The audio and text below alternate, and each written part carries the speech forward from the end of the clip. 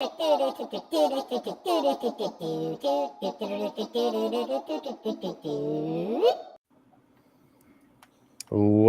everybody to Live at the Hive episode, what, 219? I've lost track of my numbers. Yay, there we go. It is 219.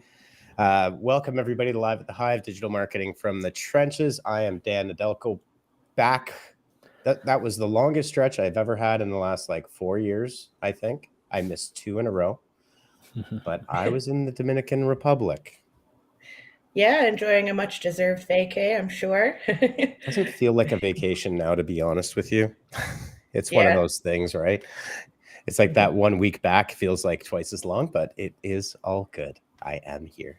So, but it is good to be back. And today we are going to be talking about how to drive growth like a boss by repurposing your content. This is something we've talked about in the past. We talk about it a lot, but today we thought we would show you our process using an actual example from Live at the Hive. And Courtney and Yvonne are both, you guys are both a part of this process because it's big, it's hard. Creating content, even repurposing content is hard.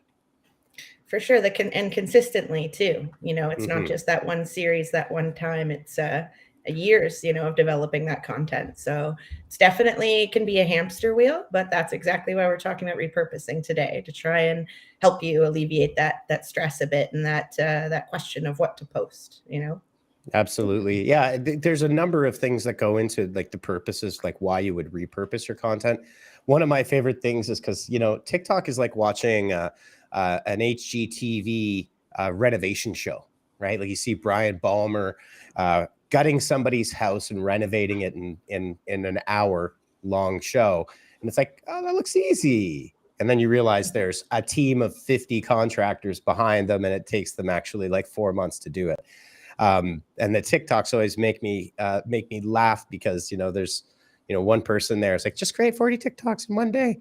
And going from there. So I think it's a little bit whitewashed to a certain degree in terms of, what it takes and what the processes need to be in order to actually be able to do it. So hopefully what we'll be able to do today is to work through some of the logistics. And Yvonne, I know this doesn't stress you out at all when you get a whack of content that you have to create. No, I'm getting pretty used to it over the years too, and it's just because it's all very similar in a way, and everyone is similar. You kind of understand it, and it does become easier as well. And you're familiar with your own content, and it's going to be easier to break it down. And once you've done it enough, you know what's kind of important, what our people are looking for. So you know what to kind of pick out and what kind of content you actually do want to repurpose for them. So it just becomes easier. Just you got to take a little crack at it first, right, and then continue. Absolutely. No, that's great advice. And it is, before we dive into it, first I want to say, if you're watching on YouTube or on Twitch, hit that like button, hit that subscribe. And if you've got any questions, if you're on Twitter, if you're on Facebook, where else are we? We're everywhere right now. We're on LinkedIn. Yeah. If you're watching and lurking, please feel free to drop a comment, question into the chat. We'd love to hear from you. If you're watching this live on demand, also drop a comment. If you've got a question, we do monitor all of the comments and we will get back to you. So yeah, don't be shy, everybody. So let me just get myself queued up here. And we've got some bees saying hi to us. Hi, Brandon and Paige, Sashida and Pippa, all joining us today. Nice cover while I get things ready. Good stuff. Well, we gotta, we said we'd respond to all the comments. So even if you just want to say hey. Oops, let me just do this. I appear to have gotten huge. There we go. All right. So let's dive right into it. Who would like to take us into the introduction here?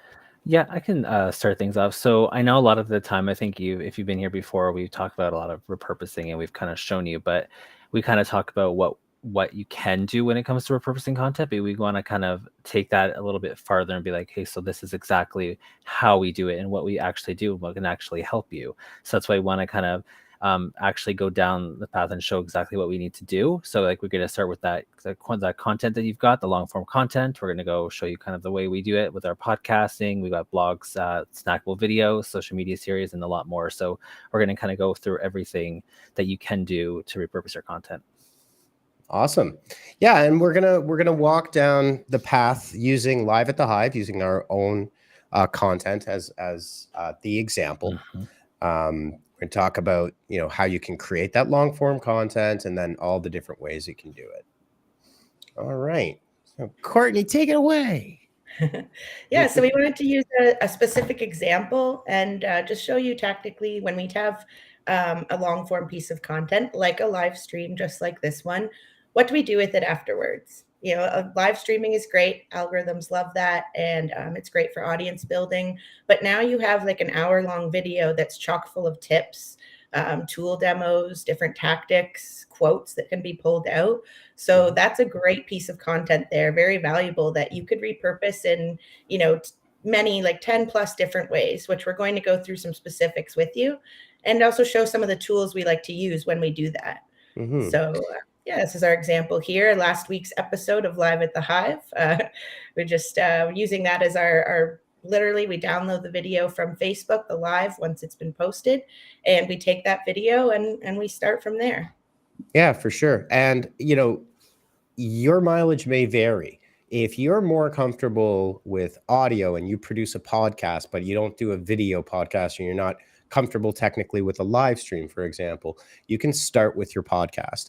If you have a video production team and you're more comfortable doing a webinar, for example, you can use that. So you don't have to start with a live stream. Live streaming can be anxiety inducing. We've actually had a couple of guests on in the last month or so. We've been talking about that. So start where you naturally fit. That's the best way to do it. Don't try to put yourself into an area of discomfort. You can work your way into, say, live streaming from an audio podcast if you want, but starting with your comfort level and with what you're technically able to do is really the best way to do it. So when you create that long form content, it's really the first thing. And like we said, for us, it's been, I think, 4 or 5 years. We've been doing this weekly, so you could do the math, dividing it by like 52. Yeah, so 4 years-ish. And that's, the suggestion that we make and is to focus on your long form content. It's high effort, much higher effort than creating, say, TikToks. But, when you do it and you plan to block your content out in a way that makes it snackable ready, that's a pretty important part of this. Let's see here. Yeah, I was going to say, because which is why we do those presentations. We changed our format in our live streams to add that, and that way we can actually, it's easier for us to understand where we can cut the videos and where we can take this repurposed content and really just make it easier for us, so we know exactly where everything is. Mm-hmm. Exactly. So just a couple of tips while we're talking about this. Whoa, I'm huge. There we go. Just a couple of tips in creating your long form content is try to block out. I mean, part of the purpose of the presentations that we have is not so much that we're keen on creating a slide deck, but it creates these blockable moments within the content itself. And when you're doing it, if you're able to do it, you can even say, so we could go through this whole conversation, and because it's live stream, there's back and forth. We go down rabbit holes a little bit. You can actually create a clippable moment at the end, just summarizing what it is that you just said, so that your producer, whoever's cutting that content, will have a nice, clean, easy way to grab that content and turn it into that snackable content. So you could do it off the top of your head if you're used to it enough that, say, I can judge a 45-second to 1 minute recap of what we're saying, kind of like I just did right there.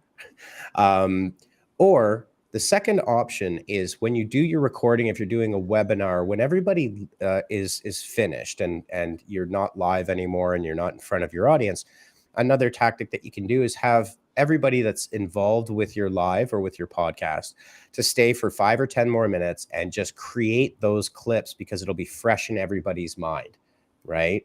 You're not going to be, you do it a day later, trust me, you're going to forget certain things that happen when it versus it happening live. For sure. Yeah, I think building that idea in and planning to repurpose when you're picking the topic of your video even is essential, really. And like you said, plan for it to be broken up into snackable moments. A common thing is like last week's episode was 5 steps for your omni-channel strategy. So, that could be 5 videos right there broken down into a TikTok series or a set of reels or YouTube shorts, because it's already built right in there, naturally, able to clip it into a series. So just from the get-go, when you're picking your topic, think about how that could be used. Yeah, absolutely. And that's great advice. Like that's one of the reasons why we do that listicle style, like 5 things, 10 things, whatever that number may be. So the first thing that we do, as Courtney mentioned, we've got all the different streams. We also use restream.io, but we've been known to use StreamYard.com. There are now literally dozens upon dozens of web-based live streaming tools coming out. Everybody seems to go, and so that seems to have one. So, you can pick your flavor. They all effectively operate the same way. But when our stream is over, automatically the platform processes the video, the audio, and you can download them separately. So our first process is we've decided to repurpose into our podcast. Again, we don't have the hugest total audience, but we do have a fairly loyal audience base. And we've had a number of our clients mention that they actually listened to the podcast that was relevant to what they were looking for. So some benefits of podcasting are, in this case, we use the Blueberry podcasting platform for WordPress with their cloud sync. And that will help us automatically distribute it to Google Podcasts, Apple Podcasts. I'll keep going. I mean, there's a laundry list of them. I think there's like 50, right? And that's going to give you distribution points where, wherever somebody uses their podcast, that's where they can go. And it's a straight one-to-one download of the audio and then an upload into WordPress, which then automatically does all the magic with the podcasting RSS feed. I think there's I think in the time we've been doing this, we've changed like the tech and the tools we've used in terms of like the setup and, the restream and different tools like that so many times. I think people really have to figure out like the main obstacle is their own like technical ability for sure. Yeah. And I don't know if you'd recommend that, if someone's scared to go live, which they often are, if even if as a test, they just grab their phone and just go live on Instagram, maybe, for 10 minutes and not randomly, maybe think about what the topic will be first, but even to start getting your feet wet in that and get over kind of that fear. And then you can always layer on and upgrade your setup as you go. Yeah. No, that for sure. And some other advice. It's really weird I tend to dig into new media creators because I'm fascinated by people like Mr. Beast, who's like a 23-year-old kid that's generating $10 million a month in revenue on his YouTube videos alone. And so you often run into these influencers, and invariably the first thing that they tell everybody is to just get started. You have to start producing that content. Like the biggest single roadblock for any business or marketing is actually doing it, right? So to that point, there's a couple of pieces of advice. If you're a little bit nervous and you're not sure, and you can produce a video and then upload it into YouTube, leave it as unlisted, and then go back and rewatch it. And until you feel comfortable, you can have a library of YouTube videos that are completely unlisted, but it gives you that. It's almost like working out, right? You get comfortable with the setup, you get comfortable rewatching, and then you can publish any one of those videos anytime. And trust me, you can be sure nobody's going to be watching it, right? So you can send even the unlisted video to your networking, to your friends circle, whoever you're comfortable with, and get their feedback. In order to modify and to work both your comfort level and the format that you're creating for your content. But first and foremost, you've got to just get started. It's really cheesy. It sounds like it should be on some inspirational poster, but it is literally the first and the foremost thing that is the roadblock, is actually just doing the stuff. Yeah, and that's the famous story of how you started this like 4 years ago. It was just like you talked about it, you were all excited about live streaming, and then one Friday it was like, no, we start now. I know it's just like in our office and just, like a simple setup, but if we hadn't started it then we wouldn't have 4 years of content. And yeah, so it's definitely good for advice sure. just to go for it. I don't know if it's famous so much as Well, famous in that we've hey, mentioned it several times. yeah, no, But and it is really true. It's really important. Like we started, we have had dozens of different setups over the years. One of the funnier stories was in the old office, in my office, which is where we started. It was a corner office. At a certain point in the summer and the early fall, we would have tons of natural light, so it looked awesome. Much better than any studio lights. And then I wasn't really paying attention, but there's a few videos from back in the first year, whereas we got into like October and November and December, you start to lose light. You can see the lighting levels going way down really quickly, the point to which it was like, oh geez, we need to get lights now, right? But you roll with it, roll with those things, and you can always repurpose that content in different ways as well. Yeah. And you can even use that, like you said, it doesn't necessarily have to be about it. Like if you have a blooper or something, that's content too. It's just fun content for people to just get to know you and just have fun too. Like even that still works, and every little thing can be taken. Yeah, we've got some great bloopers. I think Courtney has the most infamous one, which I will not name, but it is in a number of our highlight reels. It was an unfortunate Zoom. I was left in charge to produce for 1 week. That's the one and only week. Yeah. It's all good. But yeah, use those outtakes, use those moments. You can repurpose those in tons of different ways, whether it's at the end of the year, just to create humorous content. That's great advice upon. All right, so moving right along. So that's the first thing is, so we repurpose our long form video. We don't even really repurpose it. It's really just pulling the audio, then going to Blueberry. And then look, you can use Libsyn. I mean, there's a ton of different platforms where they can help you manage your podcast. Feel free to use, it just works for us because we use WordPress. And it gives us a secondary benefit in this case, which is as soon as we've exported this into Blueberry, which will push it out, as you can see, to Apple Podcasts and to Google Podcasts. But the nice thing about the Blueberry plugin for WordPress is it actually goes hand in hand with the WordPress blog post functionality. So, and I can pull one up as well.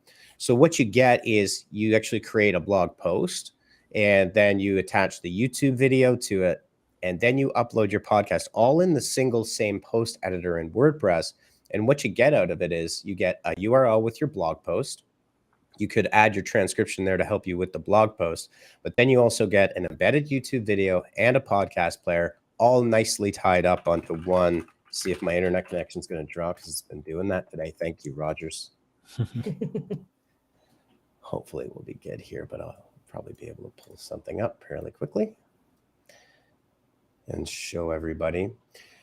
So again, you're getting cornerstone content and quality content to your blog.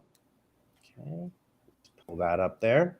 And this is literally what it looks like, right? So we've got a new site coming away. It's been many years. So there's a blog post, 5 steps to create an omni-channel strategy for your e-commerce store. And you can see here, we've got an embedded YouTube. We live stream to YouTube. It's easy to drop it in there. So 0 effort at that point. The podcast player on site as well. We've got show notes. You can download it. You can share and subscribe. And then we've got all of our podcast links here.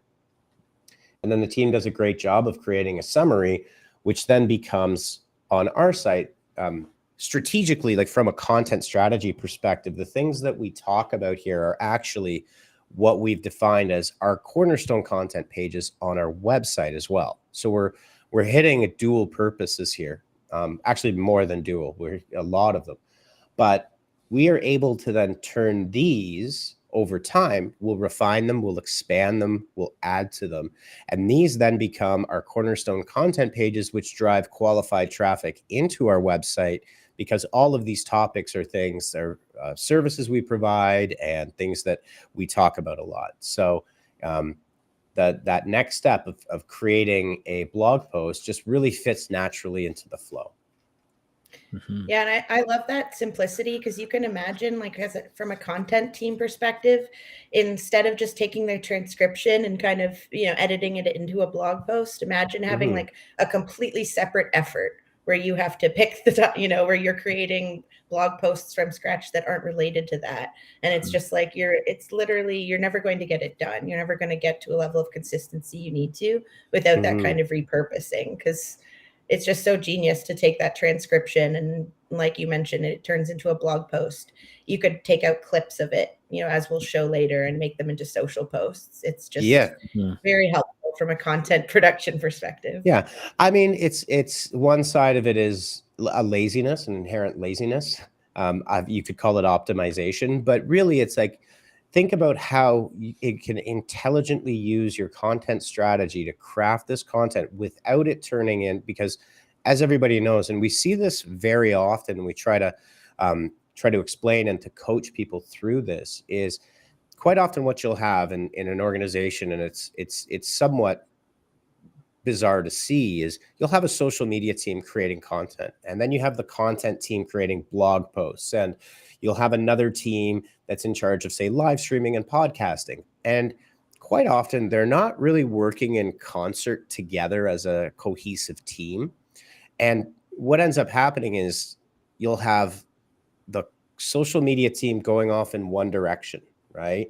And then the SEO and the content creation and content marketing team going off in another direction. And then the podcast is a completely different set of topics. And the end sum result of that is your communication strategy looks like it's all over the place. It's like watching 1,000 ping pong balls, right? Like bouncing all over the place. And what we want to do is have one central source and create a real smooth communications experience across the board. Yeah, and I think we have an entire episode from like late last year about those content pillars. When you're on social media, or whether it's your blog post topics or your live stream topics, there should be, for any business, like call it 4 topics that you are always talking about, because they will always be relevant to your core product or services. So, that's really what I think Ivana mentioned it earlier. It gets helpful over time when you create this content, like batch it and create it over time, because there are certain topics you're always going to be talking about and plugging into that content calendar or that editorial calendar, like SEO, for example. Like that's, it's one of Honeypot's specialties, one of Dan's specialties. It's something that Honeypot's always going to speak about and be an expert in. So obviously that's, we have highlights dedicated to that on Instagram. We have TikToks about it, answering frequently asked questions. It's everywhere in our strategy, depending on what level of the funnel the channel is. Yeah.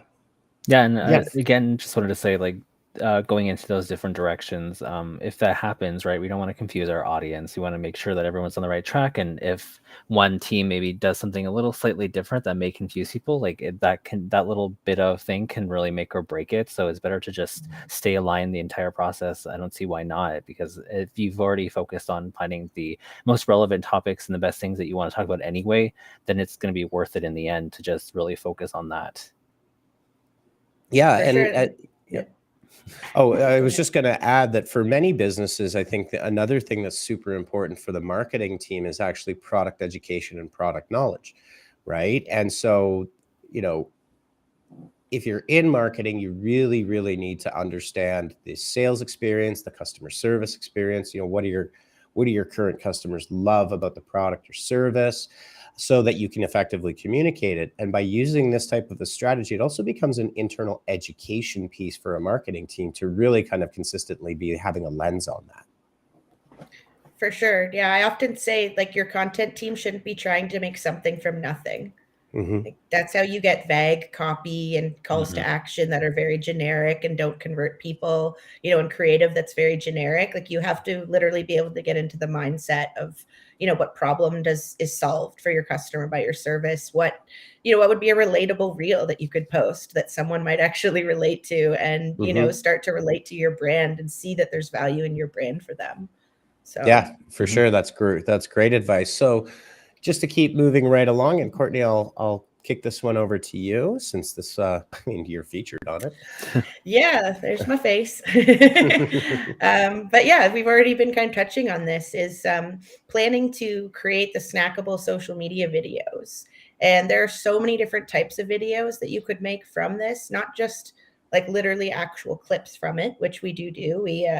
We will create little, perhaps there's a segment where Dan's answered a question very eloquently. We'll snip that out and we'll post that across any channels, maybe YouTube Shorts or on TikTok or Reel on Instagram, for example.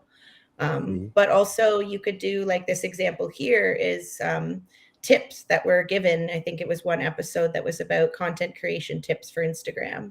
And I pulled out the actual tips and made a reel, and the text is the tips from that. So it's, it's a source for you as well for like different styles of videos. So, think beyond just, clipping that actual video itself, like, which is valuable for sure. But even as Yvonne mentioned, it's not just the tips, but it's also like the personality. This is a chance to show faces and real people, even if it's like a little blooper. The Honeypot Live at the Hive blooper reel is like to date one of the top performing videos we had posted. So think of it as a chance. Like some people are desperate for getting real people on and real video content. So like, don't squander what you have, like repurpose it, repost that, keep going. Yeah, for sure. And I think one of the other things that's really important here is the notion that, and you'll see this all the time, and I think one of the more infamous people that you would probably be familiar with is Gary Vee will say, post 4 TikToks a day minimum onto TikTok. And people start to cringe and have nervous breakdowns because that is actually quite a bit of content. But if you think about that 1 hour video that you've got that you could repurpose, and if you properly structure it, you can achieve those kinds of numbers, especially if it's, this isn't your entire content strategy. This is a part of your content strategy. So you will have other content being created. You can continue to supplement with that and just really have this as a machine that you can use. A couple of the tools, there's some tooling that we can talk about. Some of our favorite ones here, and let's see, this is Courtney's reel. So I believe on this one, you are using the Instagram native, right? Yeah, and that's one of the things that kind of boggles me a bit when people say like, oh, I can't make video. Like, I'm not a videographer. I can't make video for my social channel. The platforms themselves have never had more features for making, like, they are video editors, very extensive, powerful ones at this point, with captions, with sound effects, with transitions, like everything you need. So you don't actually, for this style, of course, depending on the style that you're doing, like, you don't need anything special. You just need your phone. Yeah, so. Exactly. A little bit of this just behind the scenes. We at one point, or for quite a while, we were doing what's new in the world of digital marketing. And what we ended up finding in our format was we kind of violated one of our own rules. Oops. Which is if we say, hey, this is driving growth like a boss by repurposing content. That's the call to action. That's a bit of the promise. And for the first 10 or 15 minutes of the episode, we were talking about digital marketing news. And 10 so to 15 minutes if you're lucky. Yeah. Maybe longer. Maybe longer. And it honestly didn't quite match up. So we just pivoted. And what the team was used to doing in this case, the team was very used to finding all of that news that had happened that week in digital marketing, and then creating, we would go through and discuss. And then Courtney took that, because that content's still there and still being created, and started creating a reel with what's new in the world of digital marketing. So even though we did a pivot, right, it was a useful pivot. I think it improved the quality of the podcast and live stream, and also gave us another way to create some new content as well. Yeah, we didn't throw that piece of content away. We were just squeezing every last, bit that we could out of it. And that's actually, it's a TikTok and Reel series for us now that's performing quite well. So, and that's just a green screen filter. I literally go to the article that the team has provided, screenshot the article, and then open Instagram, your Reels, and it's a green screen app. There's several different versions, or filter. There's several different versions of it. And go from there. Like, it may seem a little daunting if you've never done it before, but like we keep saying throughout this and all the time, like, just do it. Just start doing it once and you will get more comfortable. And I want to say, if you're, because you said to be comfortable, sometimes you don't want to be on video, and this goes back to the podcasting. You can make these content without featuring yourself, or just featuring with a waveform, right? People can talk, and you can say what you want to over that. See if you want to start slow, you start with that, so you don't have to necessarily show your face right away, and you can just still provide those tidbits through that kind of content as well. Yeah, that's a great tip. Those wave format posts have become really popular lately with all the podcasting and everything. That's yeah, for sure. Yes. So yeah, there's I just wanted to kind of touch a little bit on some of the platforms that you can use. Oh, Rogers. Oh no, Rogers. But yeah, some of the tools, I think Dan will come back in a minute, but he was just about to talk about Wave, which is a great tool that we use not only for producing the graphics. You've probably seen them scrolling where it's the actual, sound wave and it's a clip from a podcast or a video, and it's the actual audio of it, typically with captions overlaid, and become a very popular format recently, which is interesting. But that's a tool that we would use to do that kind of thing. Yeah, and the captions are very easy to, you can quickly edit them as well, and right when you need to. It doesn't always pick up the best, but it's very easy to edit and very easy to use. So very simple. So you can make really quick and a very fast, make a lot of different videos really quickly. So it's a really great tool. Welcome back. Stand back in action. Yeah. No, I think he's frozen again. But captions are a good point. They may seem kind of trivial to people, but accessibility has become such a large push in the last year, and it should have been a push all along, really, is making your content accessible, whether the video is being how we add the transcription to blog posts, or whether you're uploading a reel and you have the transcription within the copy. Welcome back. Yeah, you're back. Yeah. Hello. I'm back. I seriously have to do something about this. A call to Rogers will be placed shortly after. I know, but you know what they say, time is the only non-renewable resource, and 2 or 3 hours on a live chat with Rogers does not really, it's kind of one of those things I've been putting off, but I'm going to have to do it. That just sounds like a bad Friday night. Yeah, I'm not going to lie. That's the whole thing. We're saying you just have to do it. That's what we've been saying. I know it's difficult to do, but you just have to go for it, I'm sorry. Yeah, it really isn't. Yeah, thanks, Yvonne. I got it. Yeah. Full circle. Yeah. So here we have got, this is wave.video. I'm not sure where the video itself went, but we'll pull it up. I'm not going to change for fear of losing my connection, but as you can see here, just looking at what wave.video, I think their starter plan is like $59 a month. This is a web-based video editor that will literally do almost anything that you need in order to properly brand your video. You can do the editing. It's got templates in here. It's got access to stock and uploads. You can manage your media library. So you get your clips, put them in here. And honestly, it takes a little bit of work, but it's pretty easy. That's intended to be, you can see there, you've got lots of text overlays that you can use. And you can also add audio. It can auto caption for you right there in an editor. And it's even got some of these enhancers, which would be like your audio waveforms and a progress button or a progress counter that will actually go all the way around. Things to add that engagement for social. So that's wave.video. And just to confuse the whole world, there's wave.co, which is what Courtney was referring to there. And this is Snackable audio, very similar to wave.video, but really focused on the audio side with a number of other tools there to help with that kind of content creation.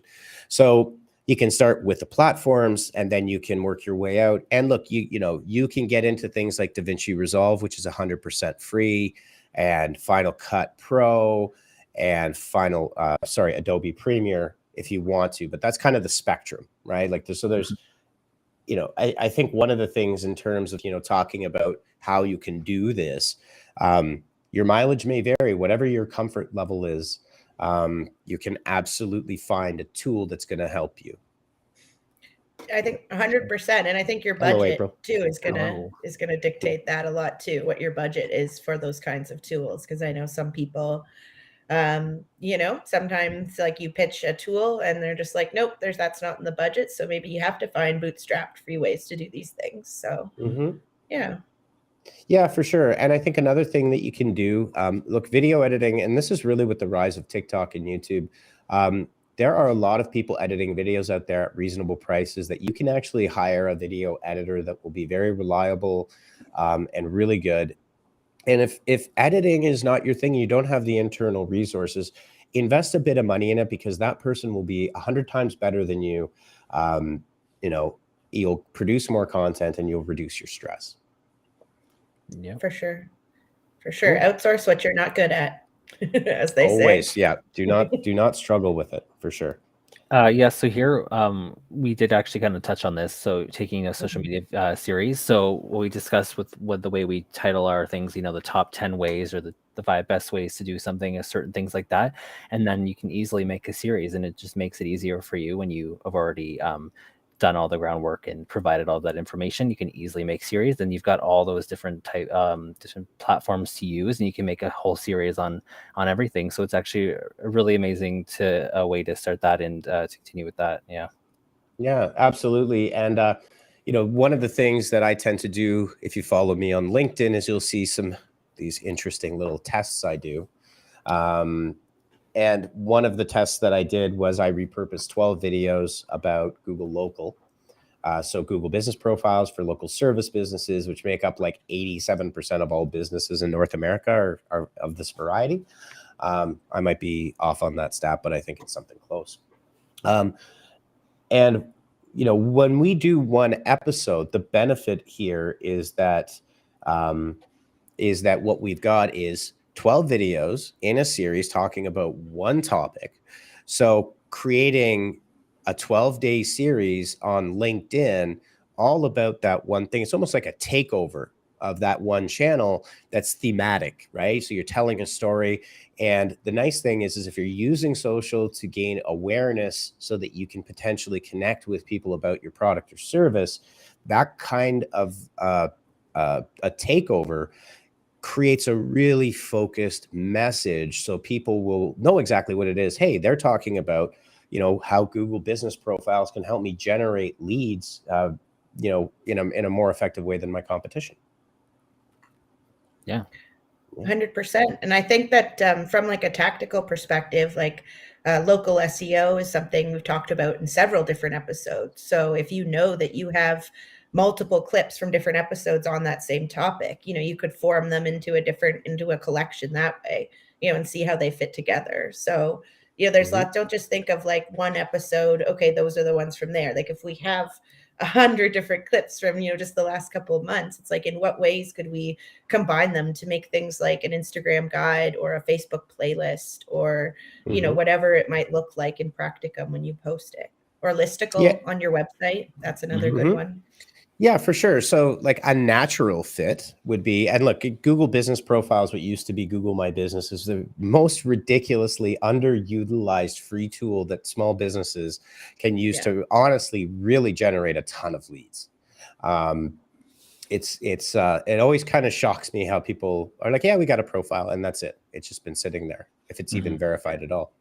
Just as an example, with that, just taking that Google business profile series that we did, well, that would make total sense to use in the video post section of our Google business profile to help augment our Google business profile with relevant content directly on the platform, right? So yeah, there's lots of room for this stuff, for you to integrate this stuff into your content workflow. Just one other tool, since we were talking about that I did want to talk about.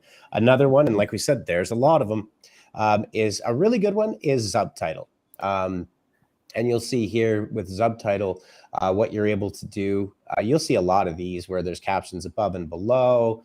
Again, wave.video, wave.co, quite similar, but Subtitle is another option. Again, very low cost, web-based, super user-friendly. Yeah, I really like this one. Yeah. No, I was gonna say, yeah, it's super easy. Again, like we just used this to make one of those videos here, editing the captions. It picks up pretty well too, the voices. So it does a pretty good job with that, and it's just so super easy to use and edit the captions just really easily well, and you get to change like all the colors and anything you want really easily. So it's just a very simple and easy, quick video editor. Yeah, and it looks great, frankly, right? Yeah, it does. All right, well, there we go. We got a caption by subtitle right there. Yeah. So the next thing you can then do, so we've already talked about Instagram Reels and LinkedIn. You can create series. And again, this is all coming from your one core source piece of content. The next up is, this one's a huge opportunity right now that nobody should be overlooking. YouTube is in a pitched battle, and look, YouTube is not dead at all. They're setting record profits, they're record growth. TikTok is the new kid on the block, and everybody's kind of jumping there, but YouTube is far from dead. And their reaction to TikTok is YouTube Shorts. I just wanted to address this very briefly. Been doing a lot of like different little tests on YouTube Shorts, and a couple of things are very, very obvious. One is the place for discoverability and organic growth on YouTube is in Shorts, 100%. The standard YouTube algorithm for longer form video is very much, well, I wouldn't say it's a little bit more rigid, right? It's been around for a lot longer, since 2007. And discoverability is completely different. The YouTube Shorts is an entirely different algorithm altogether, and it is a phenomenal way. If you have like 0 followers, you can start posting YouTube Shorts and you will get thousands upon thousands of views. We've done it ourselves on several projects. And I'll just play this little one here.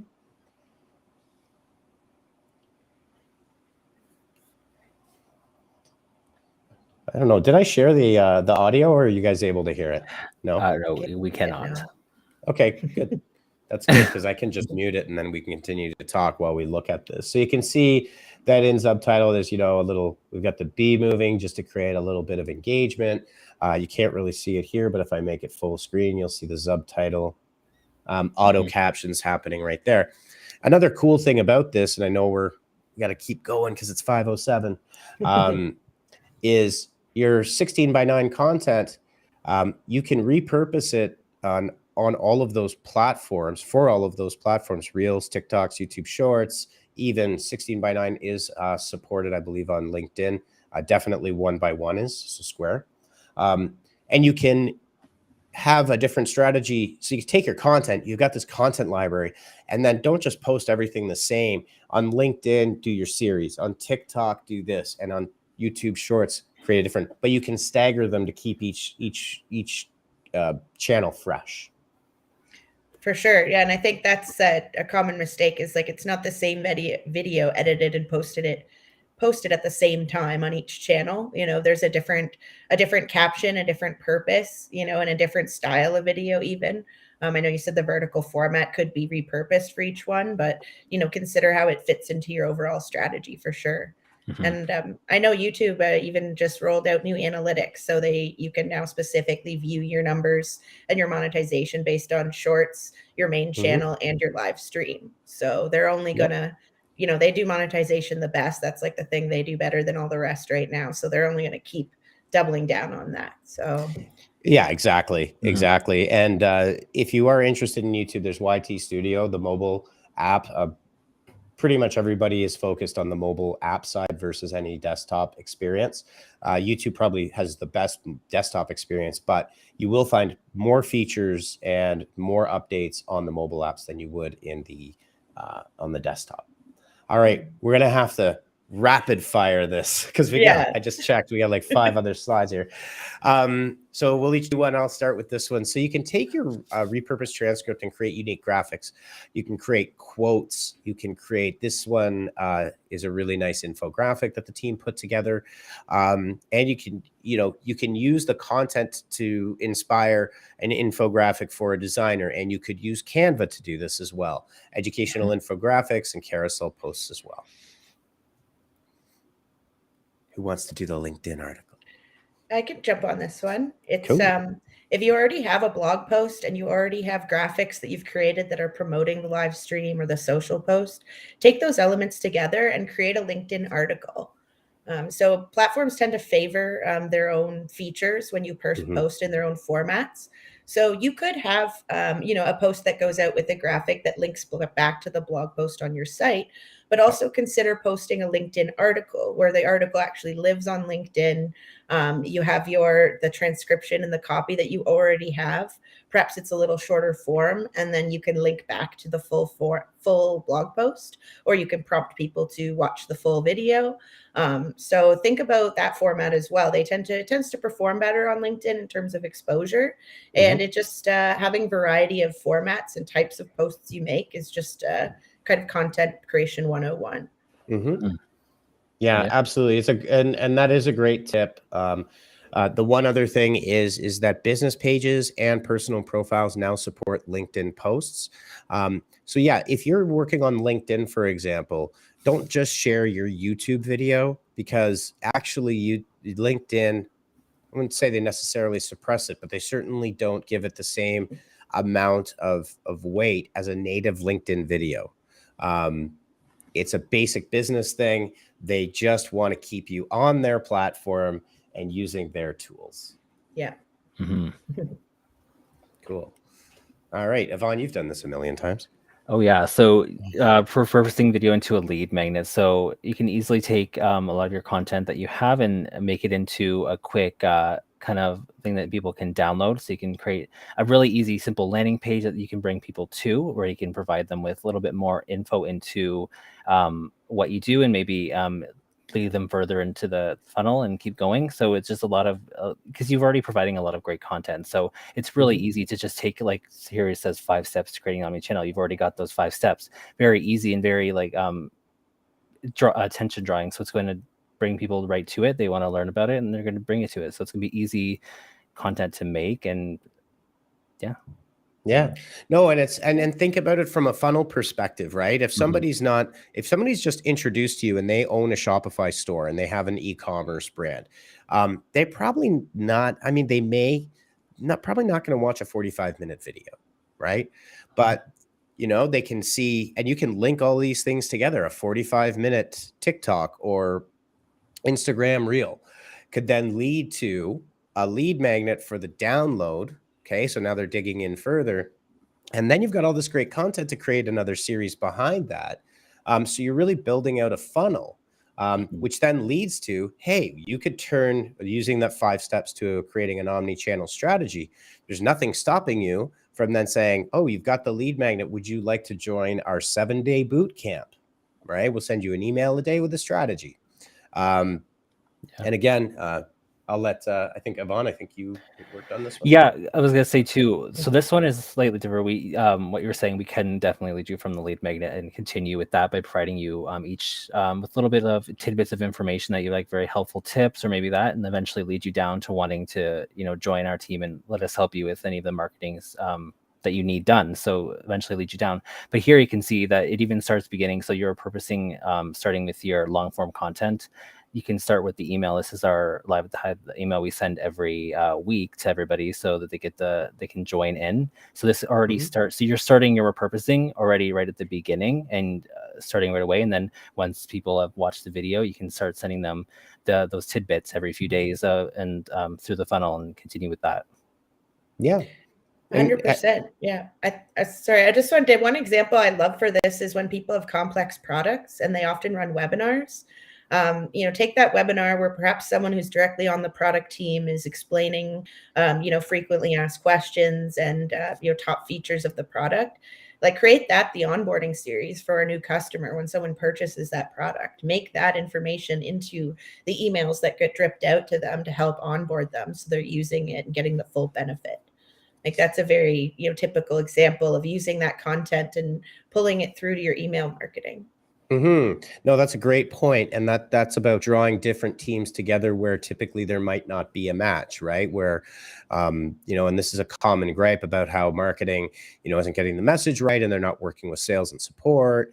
Well, that one webinar with your product expert. The other thing is your product expert is probably pretty busy. So they have a limited amount of time. So you can get them into one room at one time and make the best use of their time. And then if you turn around to that point, and create an onboarding series within your company, you're going to win the hearts and minds of your own team by saying, see that one webinar? We turned it into these 40 different things that we're now able to use across all these different parts of our organization.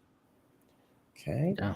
And last but not least, you could then take that content and create an FAQ page and create FAQs throughout your site on relevant content pages. And again, all of that can come from your transcript. It can come from the comments and the feedback that you get, because people will hopefully ask you questions, which is then real customer feedback. So you're getting the real deal there. And then you're building up the FAQ content on your site as well. Yeah, and it becomes valuable from a customer service perspective, from an SEO perspective, as I'm sure Dan could touch on, and just expanding, it gives you a page that you can update as well. Like perhaps you have another video, another webinar that you've done, in the coming months, and there are more questions that you can add. It gives you a natural place to refresh your website as well.